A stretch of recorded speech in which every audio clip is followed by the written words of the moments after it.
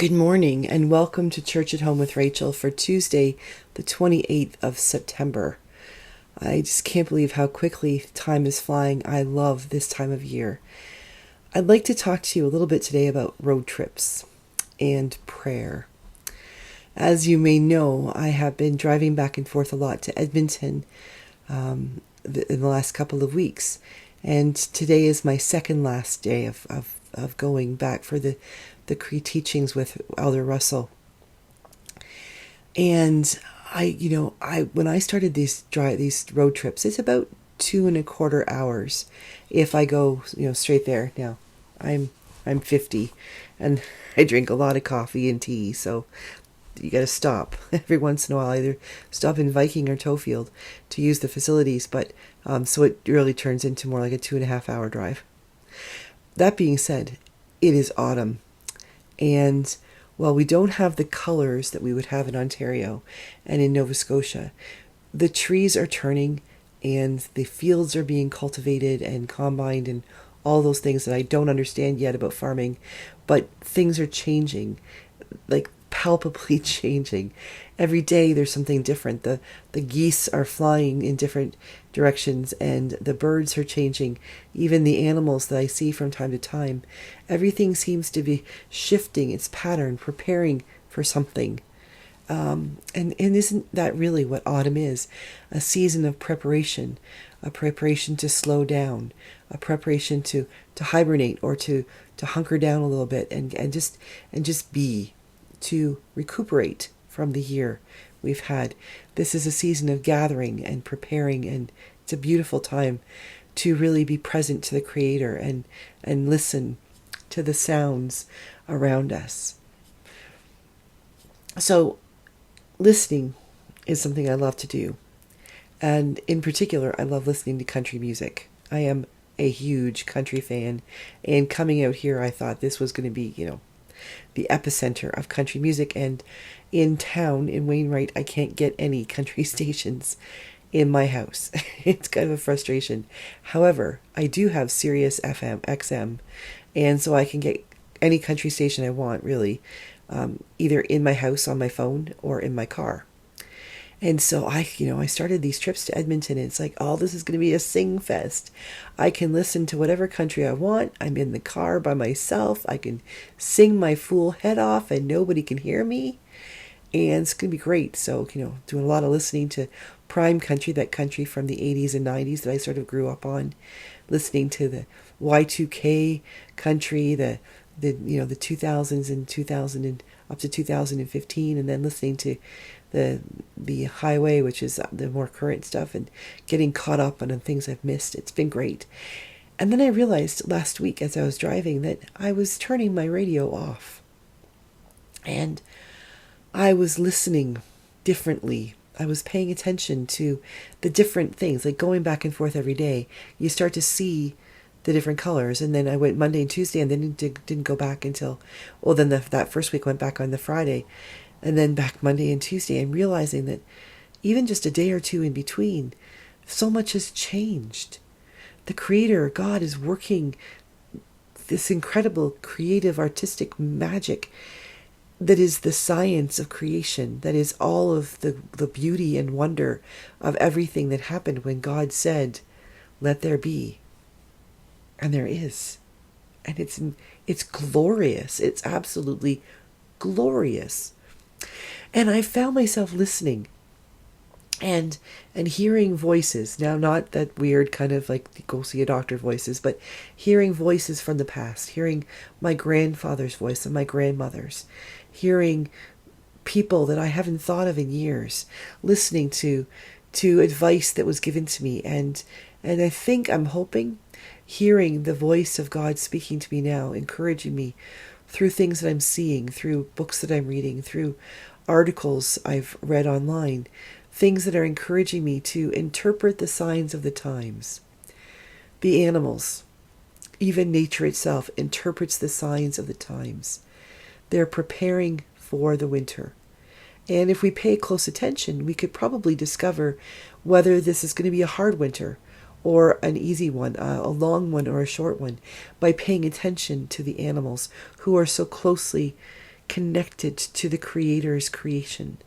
They don't have to think about what bills to pay or, what's the heat and hydro going to be this year. They're so focused on simply being who God created them to be that they're able to respond and do as God is calling them to do in the rhythms of their life, in the seasons of their life. And that's something I think that we as human beings have fallen so far from. This sense that there is a rhythm and there is our seasons and there is an intentionality about each of those things. And we need to become more in tune with those. And so driving back and forth, I've been doing a lot of listening, but also a lot of praying for my parish, praying for the congregations in my parish, praying for this Diocese of Edmonton, praying for my family and friends, praying for Russell and Albert and the people that I am meeting in this circle, people who I may not see often once tomorrow's last session is completed, but I will carry with me in my heart as a new kind of family because my life has been changed by them. And I have been affected by their stories in ways that I cannot go backward, and I wouldn't want to.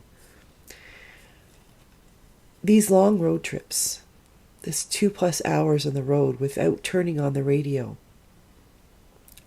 they're a time of humility for me, I think, because partly I am really recognizing how often my prayers are me-centered.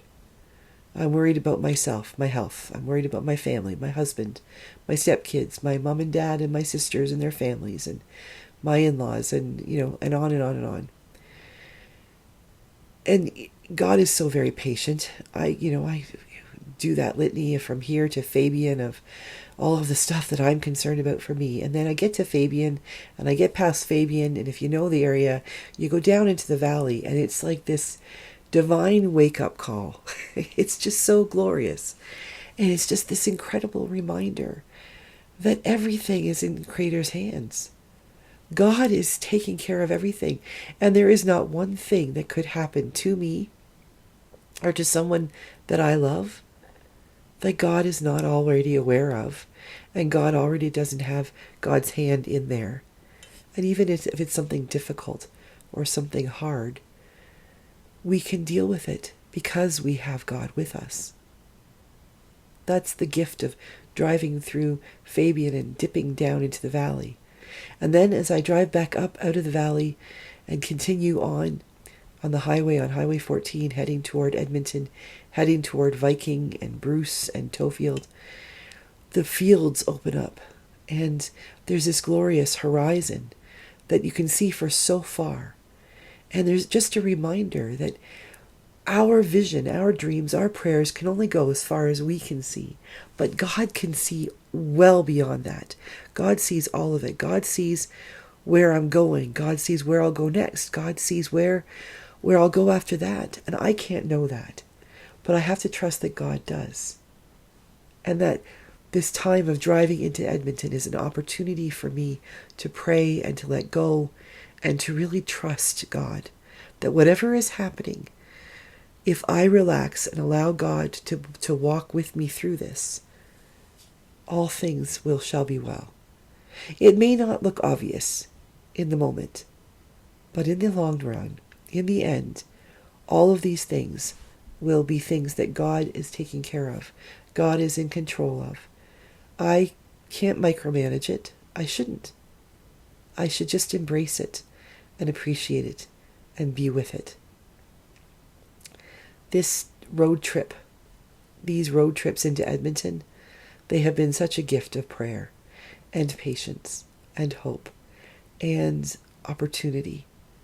And they've been gifts that have been giving me the reminders I need that in this autumn, as we prepare ourselves for the winter to come, the biggest thing we have to do is prepare ourselves to trust God, to trust the Creator, to trust that where we walk next and how we get through it is already in God's hands.